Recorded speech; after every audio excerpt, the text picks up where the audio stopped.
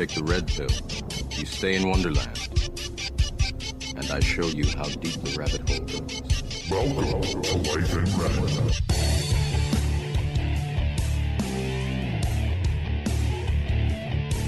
So, back to the podcast here, and very excited to bring on my next guest.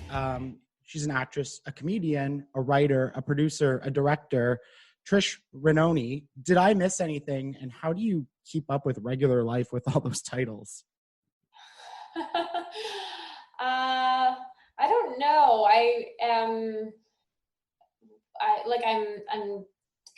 I'm dating, but I'm not married or anything, and I don't have kids. So I feel like that's maybe a big part of it. I'm in my 30s, and I didn't, I don't really have a huge balance, but I'm trying to get more balance. Right. So, that's an interesting way to put it. You're testing the water, seeing what you like and what fits best. Yeah, I always want to try new things. This week I'm trying to play the keyboard. I'm learning that I am not musically gifted, but I would love to be a country singer, so I'm giving it a shot. So I always like to just try new things and never say you're too old or that you don't have time. Just fit it in and figure it out. That's good. Well, just before we jumped on and talking off air, and you were giving me the pronunciation of your last name, and you started singing the new Lady Gaga song. That was a pretty good voice. So I think you're onto something there. Oh, thank you. Yes. So I'm very happy. The new song Rain on Me sounds like she's saying, rain on me, rain, rain, rain on me. Because people often think my last name, because it's spelled Rain One, is Rain One. And now I can just sing that to them, and hopefully they'll remember it's rain on me, rain, rain, rain on me. So if this is your public singing debut, I think we're on to something here. I was always terrified. I skipped drama class the day I had to sing a solo in high school. So I think this was the singing debut. Is there a particular area? So, I mean, now you're pretty much encompassed in all these different areas of entertainment. Is there, I mean, I know you were saying you're trying everything, but is there somewhere that you kind of maybe gravitate towards more, that you enjoy, brings you more pride, more joy, anything like that? Definitely writing. I've always kind of been a silent writer, and always wrote in journals or wrote poems, or just vented my feelings in journals throughout high school. And I feel like that's kind of how I got through. So writing screenplays came naturally to me, and I do find a lot of humor in everyday situations. So the writing is definitely what I love doing the most, because I feel like it can be a solo venture. You can do it anywhere. You can see the progress. You can build a good team and kind of realize how to build a story together. So there's a lot of, it's definitely the writing that really attracts me. And the thing I like about stand-up comedy is the writing aspect, and the writing the jokes beforehand, and looking at the things that happened in your life that week and being like, okay, how can I make this into something funny? Because it might not have been funny when it happened, but there's a lot of humor in, I think, everyday situations. So Right. So how long have you been doing stand-up? Only since I tried it a few times in maybe late 2018, maybe early 2019. And then it was really cold out, and I was in Toronto. It was freezing. I was going to bars across the city on the subway to save money, and I would get home late, and I thought, I like sleep, so maybe this isn't for me.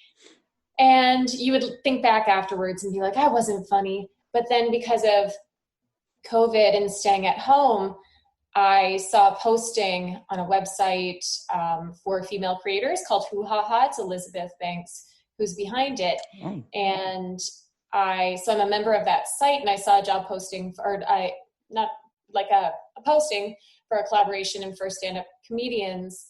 And I thought, okay, this is the time to get back into it, because I can do it from home.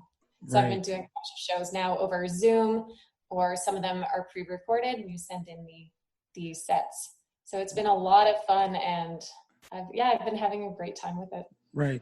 That's interesting. I listened to a couple podcasts with comedians, and they have talked about the Zoom podcast and how it's different, and they would never try it because you don't get that intimacy with the audience, or you're kind of just shouting to the void and not getting any of that energy back. How is that? Like, I know you said enjoy it. Like, how difficult is it to try to like be funny on Zoom, but then you don't hear anything back? I can't believe how nervous I have been doing the shows. The ones that are pre-recorded, I have no problem. I do a lot of auditions from home too. So you record it at home, you send it off. It's the same sort of situation. When you get an audition in person, it's terrifying.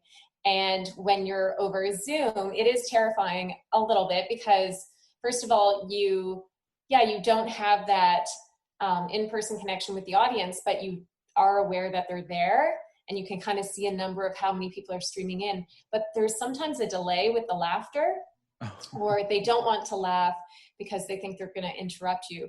So you really do have to pause and hope for laughter. And then last night in the show, the host of the show wanted to test on me muting everyone so that the laughter wasn't cutting in, or people making sound in their rooms wasn't cutting in and interfering and taking, because I know on Zoom when someone makes noise, it shows their video. So he was like, let's try it so that it's just on you and we don't have any interruptions. But then when I was doing my set, the entire time there was no laughter because everyone was muted. So I was like, I don't know if anyone's laughing at all. I don't know what jokes are landing. I don't know how it went. And in a way, it's kind of nice because I can just imagine that they were all peeing themselves laughing the entire time. Right. Yeah. Just like, oh yeah, okay. This is great. Everyone's so happy and you don't have to worry about bombing or anything like that. Exactly. So I don't know how it went. It did kind of take some pressure off. I did feel less nervous for that one than I have for others, because I'm like, I don't know if you guys are laughing. If you're not laughing, I'm just going to pretend you liked my joke about when I spelt my name Trich and then found out that that's a short form for an STI. Or I was my just joke watching that video. Dome yoga and farts and all. Yeah, I did do a fart joke. I always think you should stay away from fart jokes. But I couldn't help myself because I saw that dome yoga is now a thing. So they're giving you your own dome. But yoga is known for making people fart. And, but I admitted, I don't, like, I know it's not the funniest, but I do still kind of find farts funny. Anyways, there was a whole other joke. I included an ex in a Dutch oven scenario and writing him a letter. Anyways, it's I don't know how it went, but it's better off that way. Yeah. So how would you describe your comedy? Because I find, especially with women comics that I really enjoy, like Taylor Tomlinson, which I just watched her special at the beginning of quarantine, or Ali Wong, or all these great female, Whitney Cummings. I think there's no doubt about it. It's harder to break in as a female comic because there's already an expectation, especially from men, that like, oh, women aren't funny. You have to prove to me you're funny, instead of just going in with an expectation that you have to laugh. How would you describe your comedy? And do you feel there's a pressure that you have to, I don't know, talk really dirty or swear maybe a little bit more, or like you said, the fart jokes, to try to, to have that expectation to men that I am funny, and, that there's that pressure? I have one rule with my comedy, and it kind of comes from, it just meshes with my morals and values. And I don't want to be put in a position where I can make fun of people and not make fun of myself. So I want it to be very self-deprecating. I don't want to insult other people. And that's kind of, I like to lift people up, and I want to make people laugh. So my little general rule I think about when I'm writing is always make fun of yourself. So it's more situational comedy that I do in a lot of my scripts as well. And it's just kind of making fun of everyday situations, but it's mostly making fun of myself and things I got up to, and hoping that others can relate to it, so it's not hurting anybody else. Like, I don't want to hurt people with my comedy. I just want to make them laugh. So that's always kind of like my underlying thing. And then my very first show I did, I said a lot of F-bombs, and I don't know why. They just came out because I was so nervous. And after that, I looked back and I thought, okay, I think I was just thought that that's what you do when you get up and do stand-up comedy. So all these F-bombs came out, and I thought, okay, slow down on those. So I don't really swear in my comedy. And and I've been doing some shows with this Electric Comedy Night. It's held in Los Angeles normally, but the great thing about isolation is I've gotten to be a part of these online shows in LA, whereas normally I'd have to take a trip down there to perform there. And Val, who runs it, Electric Comedy Night, said to me that she enjoys my comedy when it's a bit more clean, because I had sent her a few different clips, and I thought she's right. That's kind of more my jam, being that kind of awkward 30-some-year-old woman who's a little bit like a Larry David in some situations, who gets into, weird situations with my mom or whatever it might be. This week it was really cold in my hometown and rainy, and I went for a walk and my sock fell down in my boot. So I made that into a bit about, how it's the worst thing that could ever possibly happen to you. Also weird that I'm in my 30s and this is happening to me, because most people can't say their boot or their sock has fallen down in their boot since they were like 5 years old.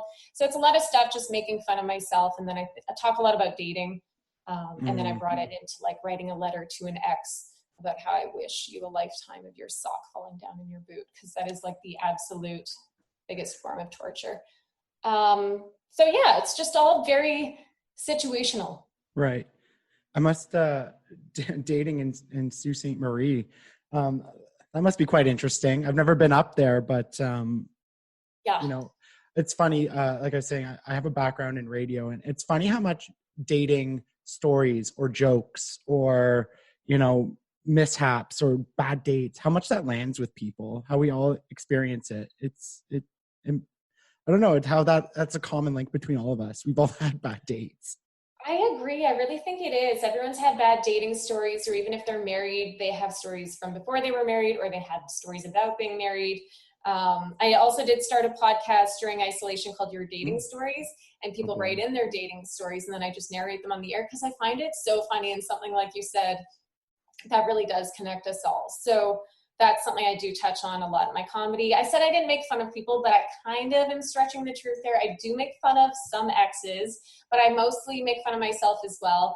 And dating in the Sioux, I've spent a lot of time over the last decade in Toronto, and it's actually kind of better in the Sioux. I've been dating someone here, and I feel like it's going a lot better than the Toronto relationships, because we don't have to travel 2 hours in traffic to see one another. Right. So it really takes a lot of the stress off. I could get used to dating in Sault Ste. Marie. Going back to some of do you get a lot of good stories? Like, I don't know if some come to mind, but really funny or like really bad dates?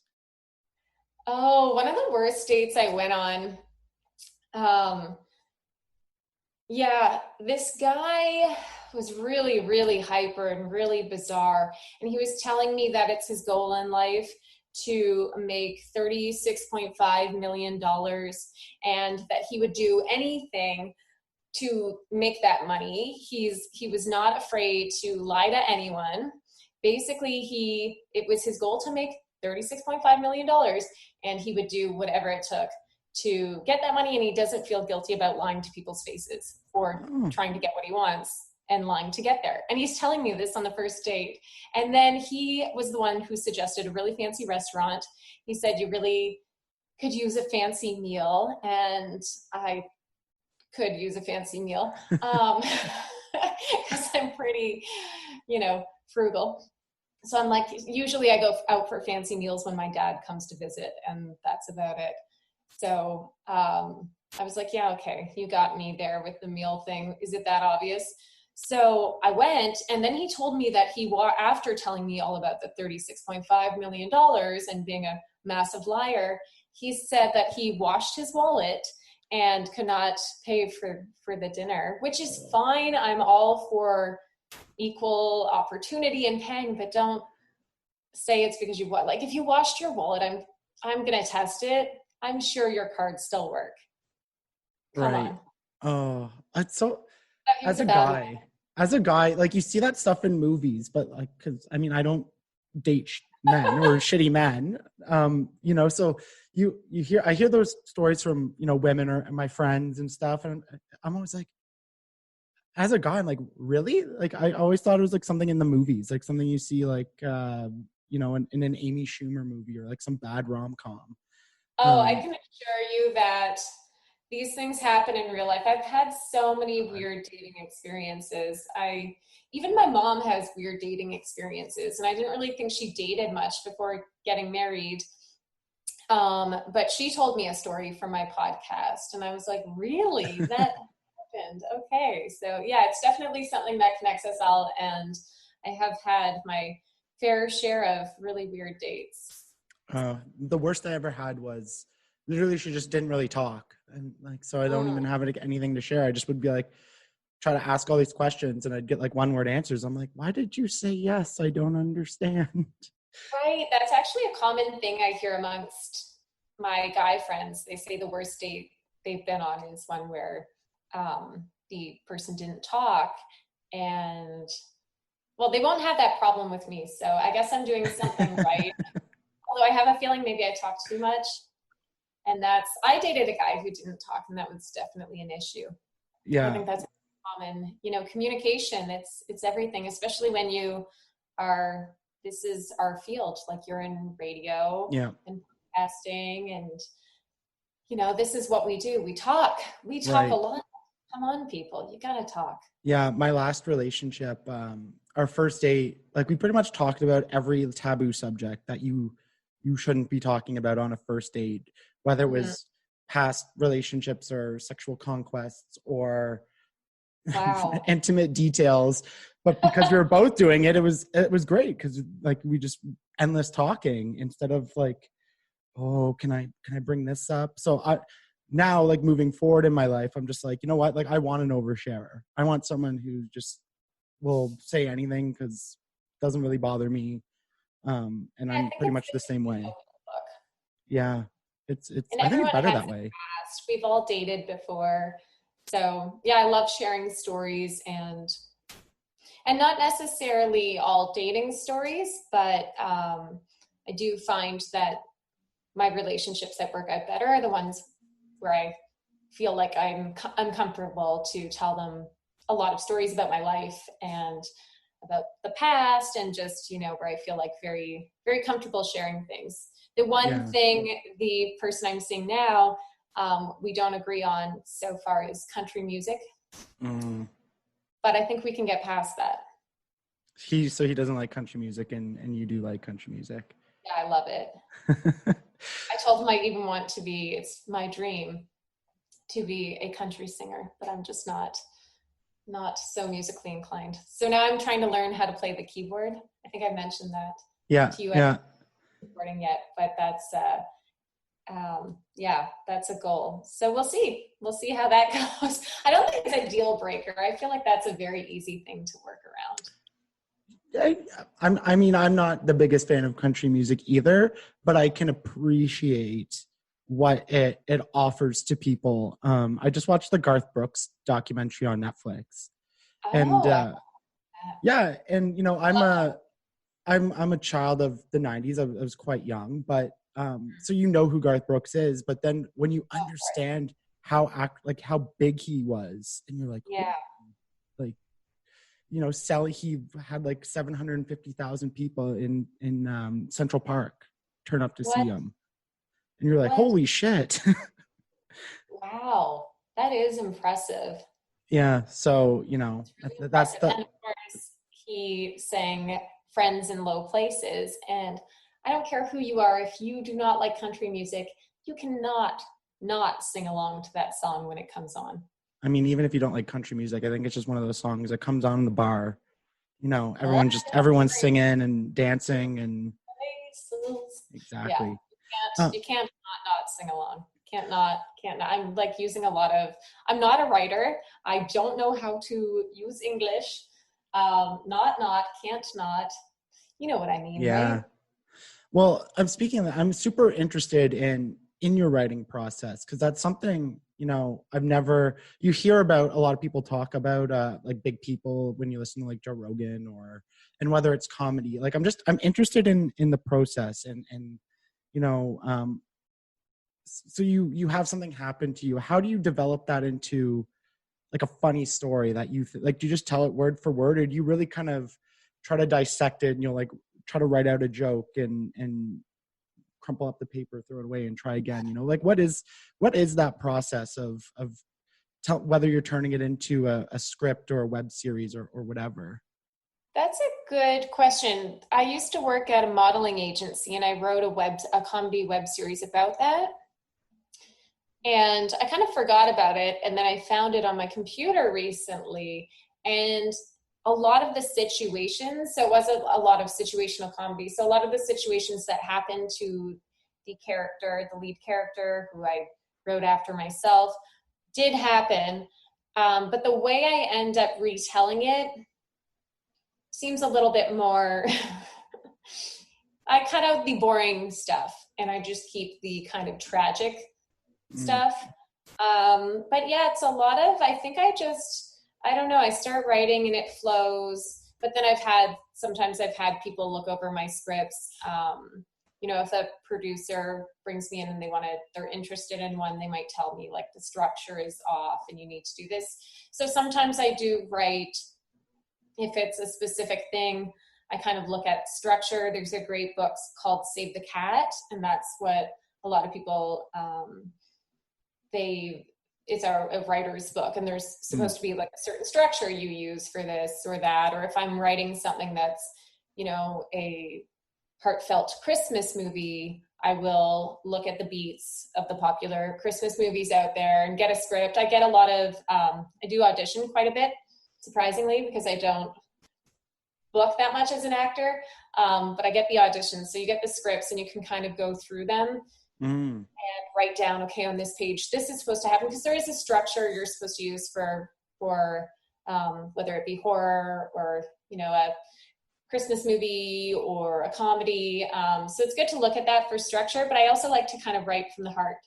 So it's fun to write things like web series because there's no outline structure of how it should be. It's kind of more experimental.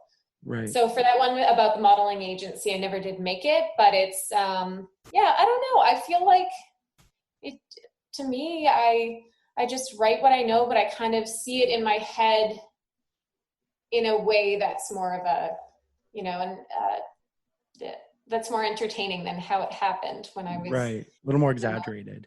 And yeah, there's some really great script softwares out there, or script programs that you can get on your cell phone or on your computer.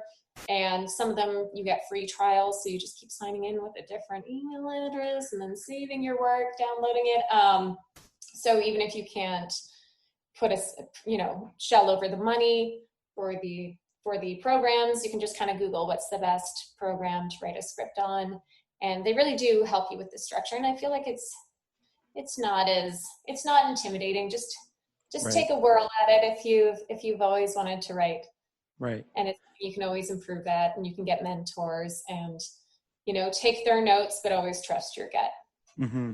I'm interested. So, you know, when you think of a structure, that immediately makes me think of like the rom-com where, you know, it goes through, she has bad dates or something, and then she meets the guy, and then, you know, they're really great, but then something happens and then they fight and split up, but then they end up back together in the end, right? Like that's kind of like the rising arc story.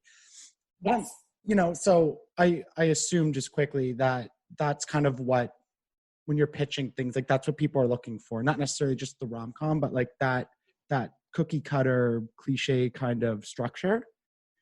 Yes, and when you're pitching to networks, they'll usually try to, so if they option a show that you've developed, what they want to see is either footage of something you've shot, you know, a little trailer, and sometimes that can help or hurt you because they might, if it turns out badly, they might not want to option it. But you definitely need a pitch document.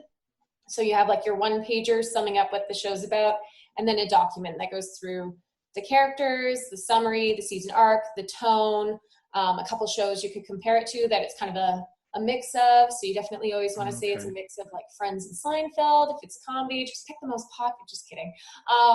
But yeah, you want to put kind of two shows that it's similar to, and yeah, who the creators are, their bios, and then season arcs. You might want to give a little summary of what would happen in the pilot, and then what would happen in the first season, and then what could happen in subsequent seasons, so they know that it has longevity. So you put this together in a little document, and sometimes they'll option a show just based on that. But then what they want to do usually is hire attach a showrunner to your show. So somebody who has worked on TV shows as a head writer for years, and then that person would kind of manage it and make sure that structurally everything was going the way that the network wants it to go. And then you'd work closely with the network and kind of develop things. And then after that goes on, they can send you a nice email and say, it was great working with you. We're no longer going to continue this. We're going to, but if you have something that's a thriller, we would love for you to send that our way. We're moving away from comedy now, or they'll give you, you know, whatever feedback. So I know a lot of creators have gone through this process quite a bit before their show has made it to the air, and many shows never make it to the air. So that's also a thing. Yeah. What I'm interested about this process and you know, talking about networks and no disrespect to my colleagues in my company that works for the TV network. But something I talk about on the podcast a lot is authenticity. And we don't talk about it in this sense a lot, but like on podcasts or YouTube creators or people on social media, that like everyone always follows this formula that seems to set out and works. And I'm not going to deny that it works and it makes money and all that. But when you think about truly unique ideas, so, you know, Christopher Nolan comes to mind, at least in the entertainment business, that he seems to be able to create really more unique ideas than a lot of other creators, or more Martin Scorsese. So blah, blah, blah. You can tell I talk in radio, but you know who I mean. I don't know if you have an opinion on it, but do you think there is kind of like, if you truly want to be authentic and come up with a creative idea, that like there are a lot of roadblocks to really coming up with something unique and true that no one's really seen before? I do think so, because, you know, I can just speak from my own personal experience, and to be someone like a Tarantino or someone who's so wildly themselves and so has such a unique brain, it's what we love about them, the people who love their work. It's what they appreciate about them. But like you said, there's so many roadblocks to get there and to be your authentic self. And I know it doesn't, just because you remain authentic doesn't mean you're going to get things made, and it could be for that reason. So with a certain script that I wrote, feature film, last year I went into a production company who, you know, they brought me in and they wanted to look at it, but they said the structure is, you know, this isn't the usual structure of this type of film. And so I know that when you do try to step outside of the box and say, you know what, for this one, F it, I'm not following structure, I'm just going to write from the heart. It's a little bit more risky for people to give you the funding because they don't know if what you've done X, Y, and Z will make money, but they know A, B, C will make money. So they do tend to, it is about making money. So people do like to go with the safe bet a lot of the times. I know that's a thing. There's like the risk and reward, if that makes sense. There's kind of like a risk analysis, I'm sure. And they're like, well, that's a little different, and that's not something we're looking to invest in. So I was listening to your episode with Kevin L. Johnson from Ozark. I feel really flattered to be on this show after him. I always said I want to work with Jason Bateman. So now I'm like, am I 3 bacons away from Jason Bateman now? Yeah. Well, shout out to Peter, who Yeah, Peter's who great. got us together and with Kevin, because you know, I don't know what came over him and all of his generosity, but you know, giving me the opportunity to speak with people who have a larger platform. Something I've always wanted to do with the podcast is bring real conversations in, because working in traditional media, it's not that you can't talk about whatever you want to talk about, but there's definitely safeguards.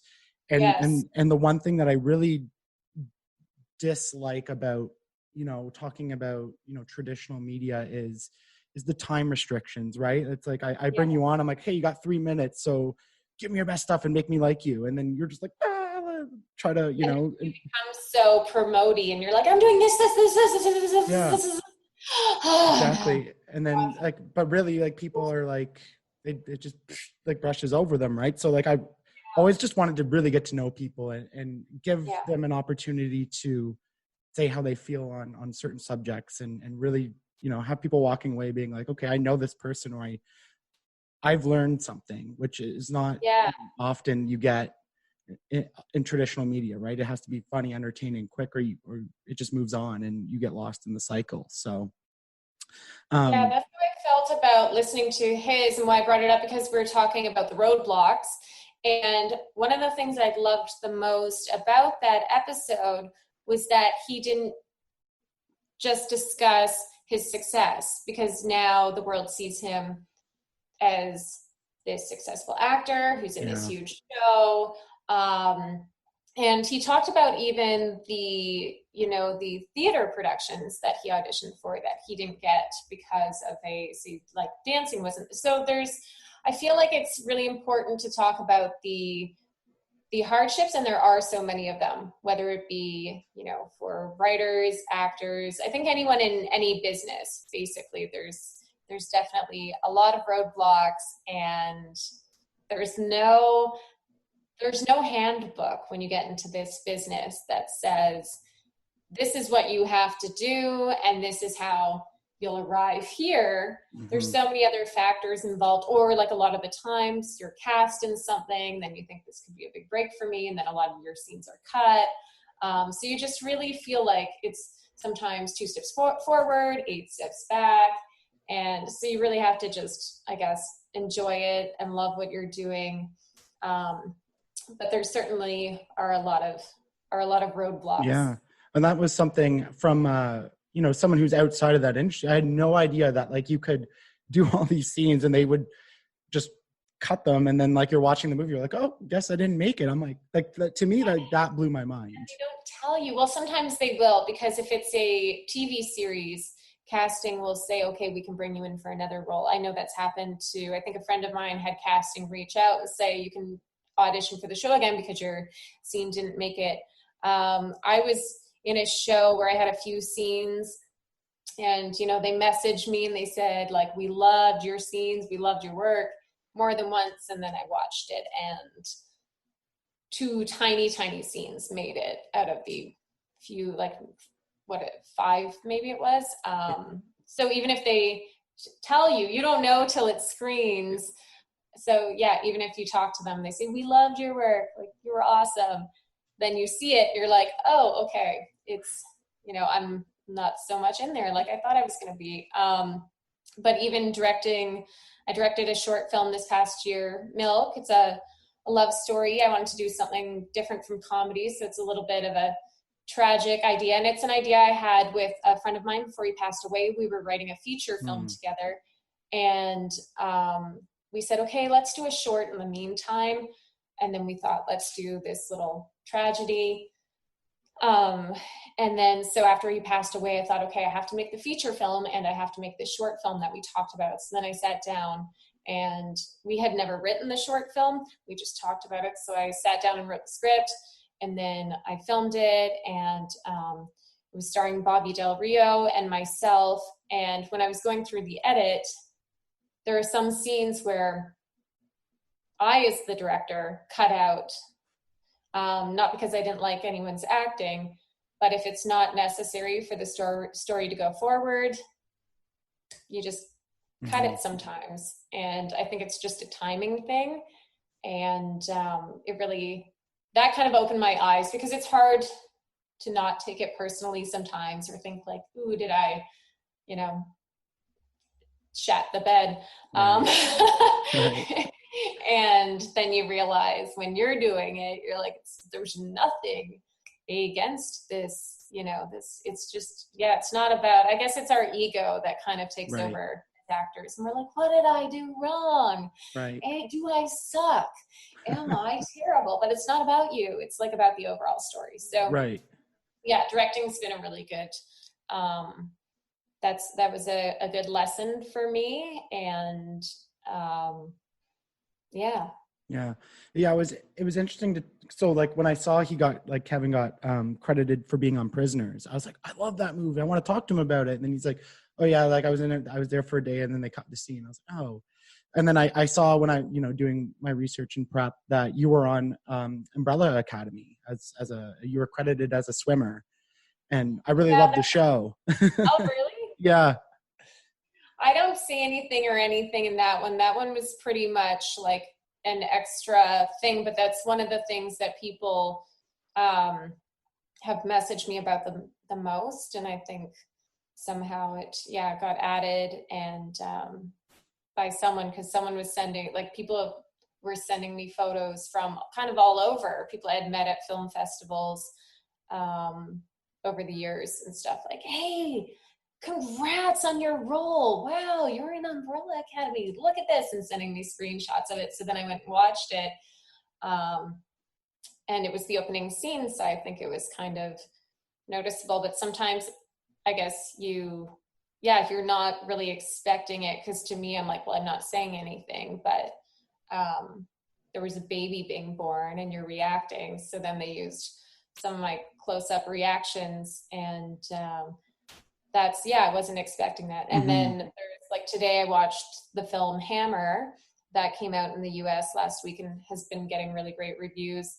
Roger Ebert gave it a really great review, and it was in the Hollywood Reporter, and they, you know, someone sent me that, and I got a little name mention, and I thought, oh, that's really cool. And I'm in the opening scene of that, and in that one I say a few lines, but my face is not in focus because it's about the main character. So it's funny how, you know, I probably, you end up, you do things and you just never know what you never know if you're going to be in it.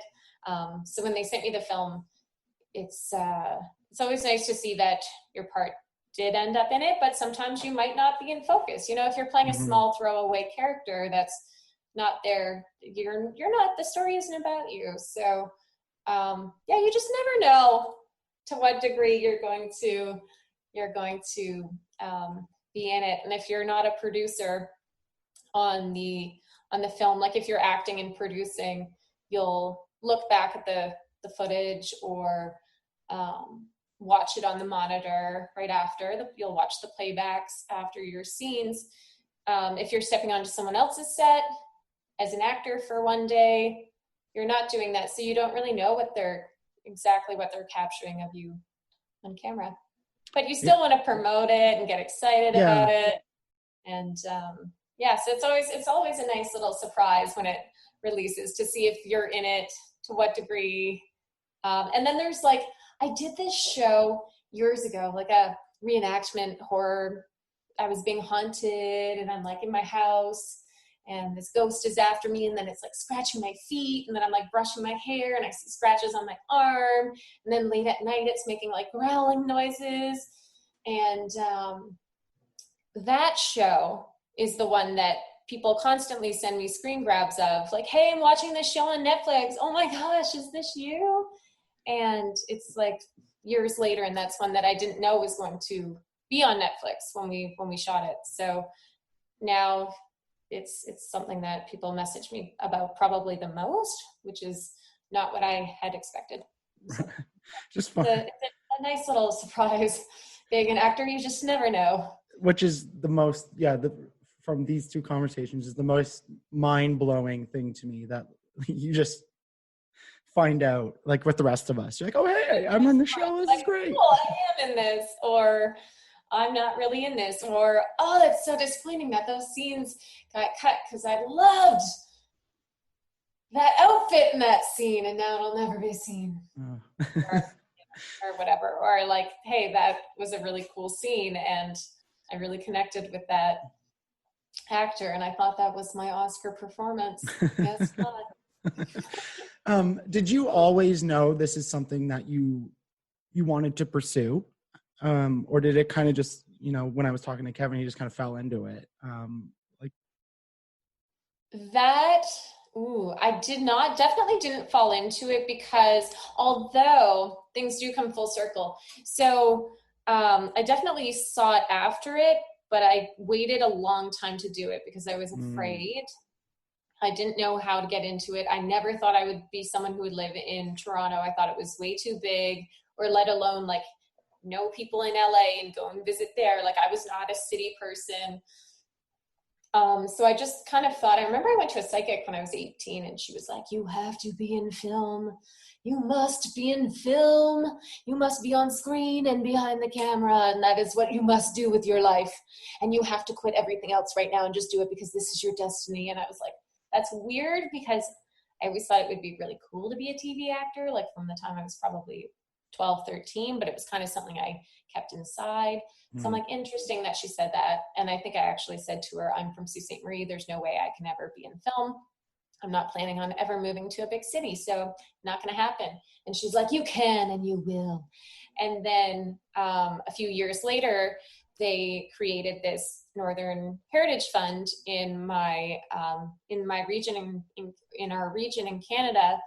And a lot of movies started filming here, and this whole funding source, this government funding came up to try to boost the economy and have people film make here in Northern Ontario. So a lot of films started coming here. So I was working in a coffee shop that my dad owned, and I just happened to be managing it and had just moved back from Ottawa because I worked there with children with autism, and just kind of felt homesick, moved back home, and then was managing this coffee shop. And a director walked in and asked if they could shoot at our coffee shop. So I connected the director and the first assistant director with my dad, and they ended up shooting part of the film there, using one of his vehicles in the film and I think some of his land.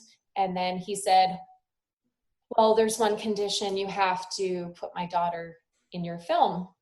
So I was a soldier in the film for about a week.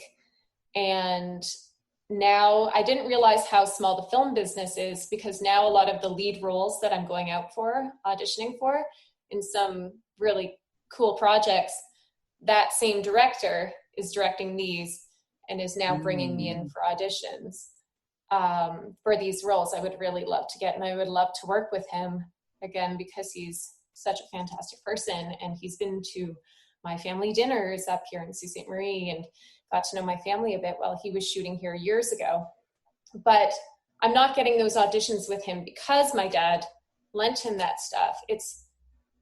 I sought out the film industry after that because of that situation in the Soo, and it's something that I always wanted to do. So then I moved down to Toronto, took classes, and it's taken a lot of years to get into the position now where I'm auditioning for these lead roles for TV series and films. And small world, it happens to be, this director who was here in my hometown about a decade ago shooting, who's directing a lot of these projects. So it's something I went after, but I don't know how I was always afraid of it. And then I guess when film started coming here and I got a chance to get my feet wet, I thought, okay, I have to go to Toronto and do this. I can't deny it. And then spent the last 7-8 years there, going back and forth between here and there. And now I've started my own production company up here. A year ago, we filmed here, not under my production company, but I had a really good experience.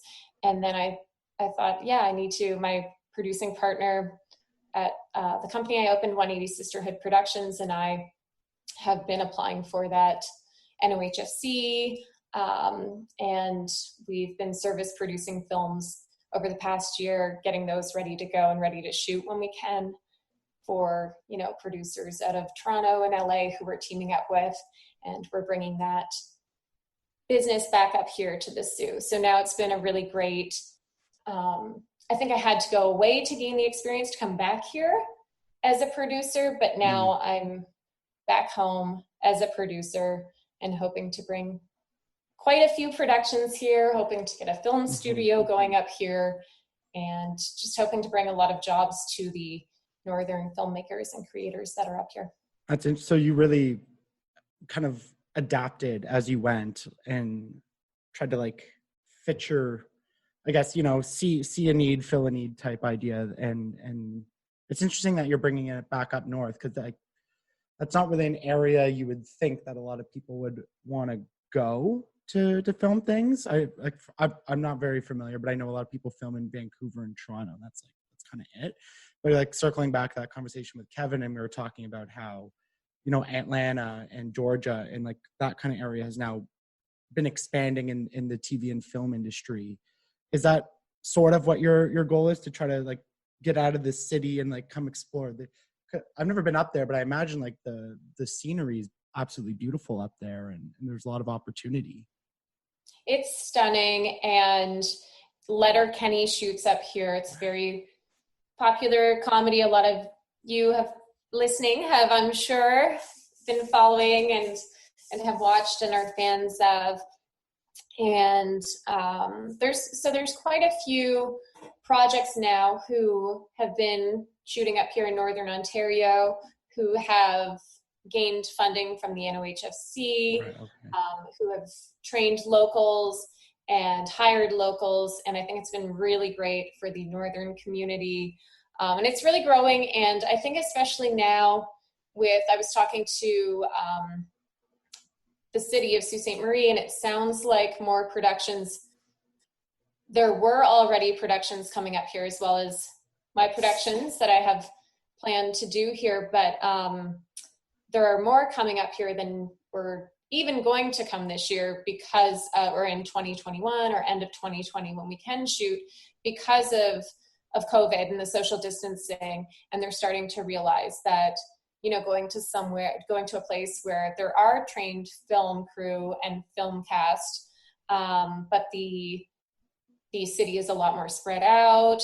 There's, people don't have to commute to get to work. They'd hop in a car and be there in 5 minutes. So there's less exposure to the virus, and it's just kind of, Sault Ste. Marie is appealing to even more people than ever as a place to shoot. And oh man, it's gorgeous here. I have the 180 Sisterhood, Rebecca and I have the 180 Sisterhood Productions Instagram going. And sometimes I'll post photos, or we'll post photos of the Sioux area, just because I really want other people to see how gorgeous it is here. And there's so many things you can shoot here. We have horror films we plan to shoot here. We have a coming of age drama we want to shoot here that'll really highlight like the cliffs, and there's pictographs, and there's waterfalls and cabins, and we're surrounded by the 5 Great Lakes. So we have Lake Huron and Superior, and we have St. Mary's River, which is beautiful. There's the International Bridge going from Sault Ste. Marie, Ontario to Sault Ste. Marie, Michigan. And my dad lives down on the water, and there's ships just passing every day. It's stunning. And I think being away from the Sioux and being in Toronto for so many years made me come back and appreciate this and realize how much filming potential is up here because of the willingness of people to allow you to film. The permits are easier to obtain.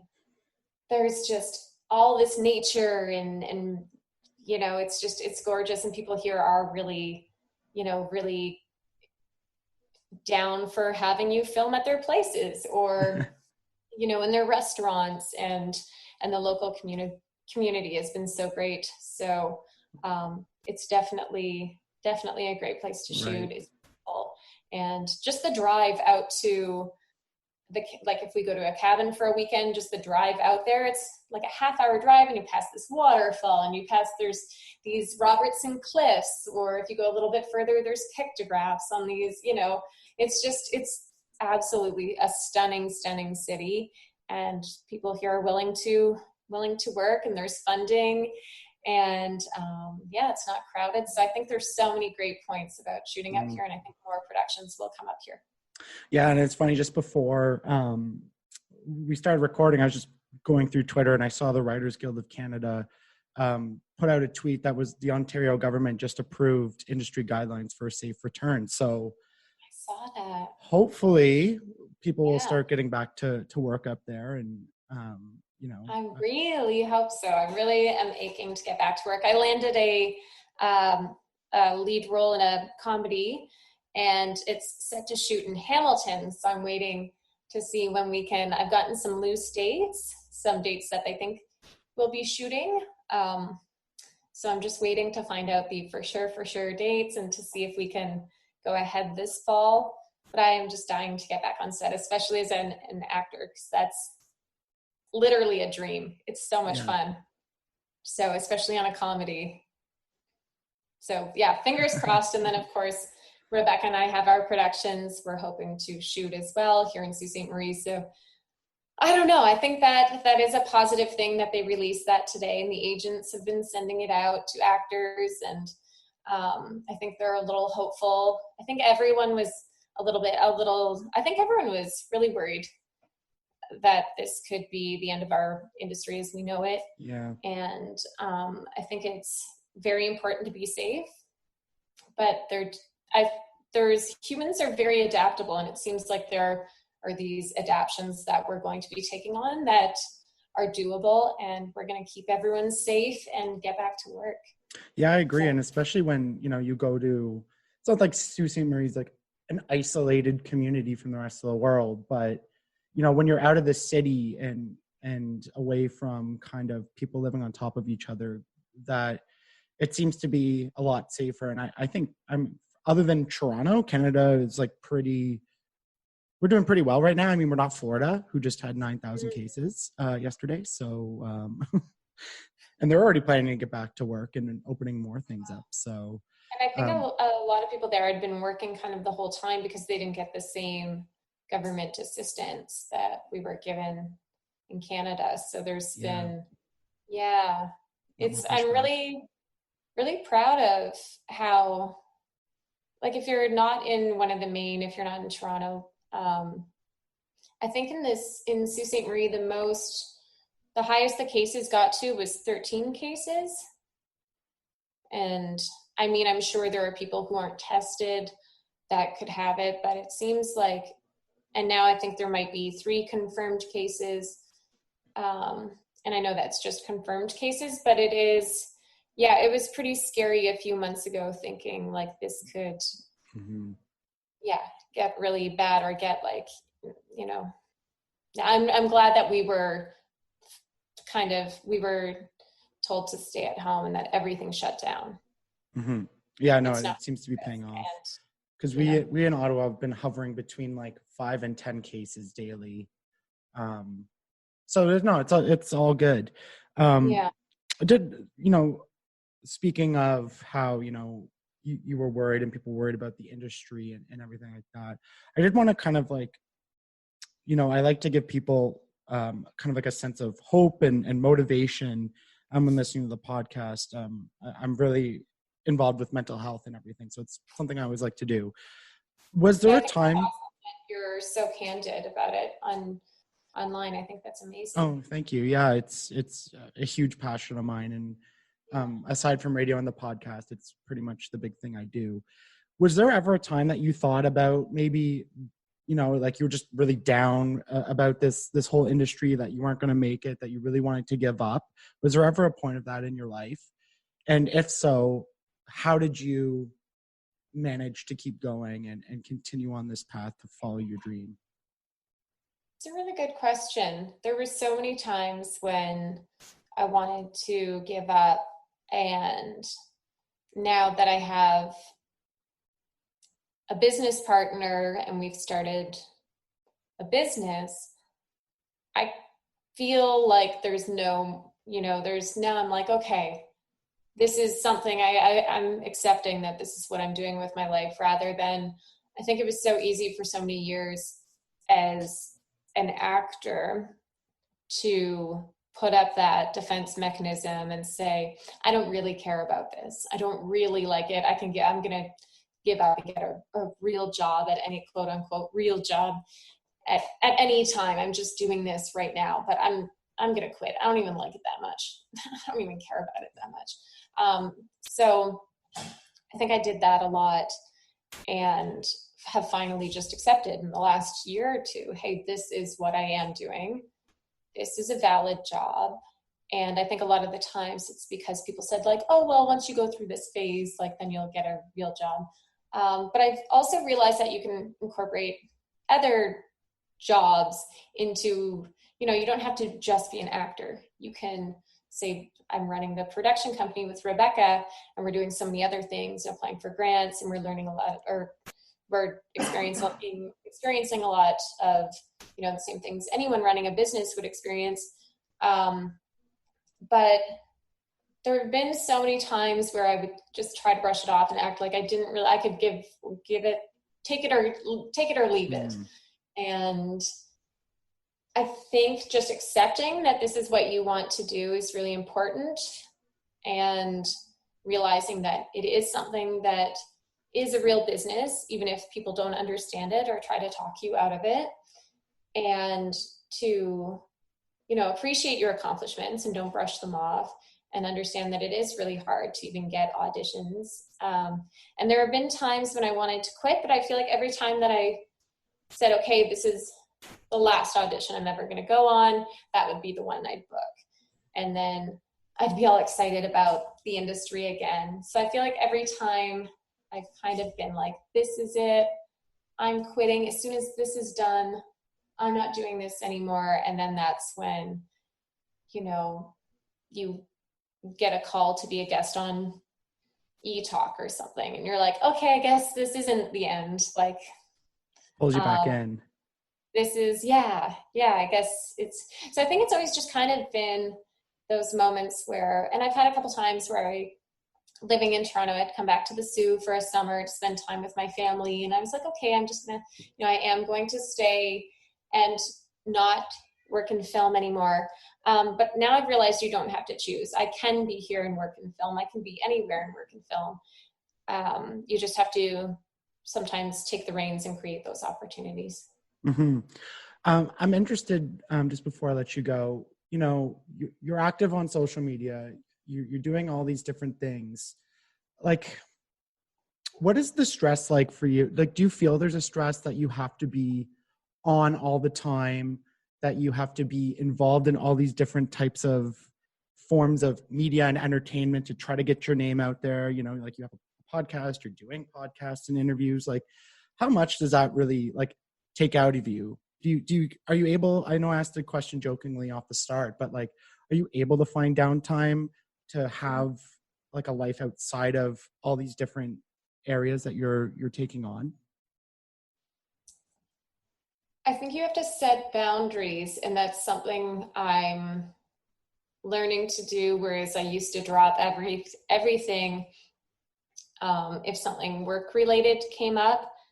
And now I'm learning to set boundaries or have a calendar and say, okay, this weekend I'm doing some work on Saturday, so I'm going to leave Sunday free for a day of rest, a day of family, going on a date, and or put away your phone after a certain time at night and think, you know what? Okay, if somebody can't reach me after 9 p.m. tonight, they can reach me tomorrow morning at 9 a.m. I think it's really important to set those boundaries and give yourself the time to, for me, working out is super important for my mental health. So it's about taking the time to go, and I like working out outside. So taking the time to schedule, time for you where you can go bike riding, or you can go running, or you can go walk in nature with a loved one, or just having that time and taking vacation time when you need it. And I do feel like, yeah, I do feel like it can be very all-encompassing. But naturally, I was an introvert. And when I was young, I never thought I would do this until I was maybe a teenager. That's when I started dreaming about this. But when I was young, under 13, it was my nightmare to think about speaking in front of people. And I was really shy and had a lot of anxiety. And I think I still had that in high school. So just kind of put on a bit of a more tough, or I guess like snobby exterior to try to just like hide the fact that I was really shy. So because being an extrovert is something that's been a learned behavior for me, it's really exhausting. So I do need to take downtime to go and work out, or to just have a night to myself where I read in my bedroom, or some family time. Because yeah, I do find if I have like a lot of performances or many Zoom calls and that sort of thing, I need to take a day and just be like, okay, like today you just get to breathe. And, you know, yesterday I did a stand-up show, and all day I was thinking, I don't feel energetic. I don't feel like putting that on. I don't feel like doing it. And it's because I'm not naturally this, you know, an extrovert. I'm naturally an introvert. So once I do it, I'm like, oh, that's fun. And then you get that energy and you get excited right before the show. So you do feel like doing it because performing is, I don't know, I feel like it's a really great outlet. But leading up to it, I get some anxiety sometimes. I think like, oh my gosh, I can't do it. I don't feel like doing that. I just want to curl up in a ball and read a book today. Why did I sign myself up for this? But then the love for performing always does kind of, you know, it's like when you work out, you just get into a zone where you're like, I don't want to go to the gym, but you know you'll feel really good after you do it. So like 5-10 minutes into the workout, you hit that zone of like, you start sweating and you're like, this feels good. I feel the same way with performing. Sometimes I'm like, why do I sign up for all these things and keep myself so busy? But then when I'm about to do it, then I feel really good. And afterward, and while I'm doing it, I feel good. And after I feel good, and I'm glad I did it. But it is, it can be draining. So it's good to, you know, just know what things are important to you and what you don't want to sacrifice. So to me, I know biking is important to me. So that's something I'm doing and making sure I do almost every day to, you know, keep healthy and happy. Yeah. And thank you for sharing that, because I think it's so important that, you know, people understand someone like yourself who is seen like, you know, as like a celebrity, an actor, like people with a bigger platform than, you know, people with day-to-day lives and, you know, working in the government, whatever, that, you know, you speak out on it because you experience, you know, the exact same things that I do, you know, even before a podcast, I'm like nervous. I'm like, oh, I'm going to talk to somebody. Are they going to hate me? Am I going to screw it up? You know, like that type of thing. That even like calling a pizza place, sometimes I'm like, oh, I wonder what they're going to say. I'm like, what am I going to say? How am I going to say it? What if I say the wrong thing? And then you just do it. And you're like, oh yeah, that was easy. Yeah, so true. Thank you so much. I really appreciate all your time and So getting much. to know you a little bit. Where do you have any upcoming, I know you said you were going to be filming, but do you have any projects? Where can people follow you and see some of your stuff? You can follow me on Instagram at Trish Rainone 1. So it's spelled Rain 1, and then there's a number 1.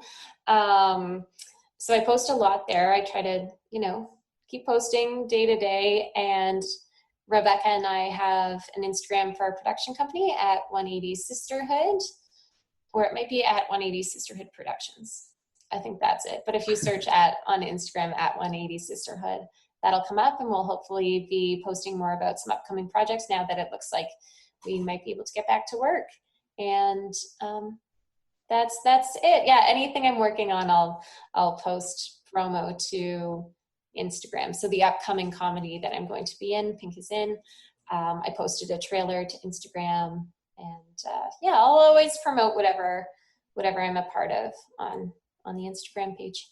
Yeah, well, I look forward to seeing some of those upcoming projects, and wishing you the best of luck. Thank you so much. And same to you. Thank you so much. It's really nice to have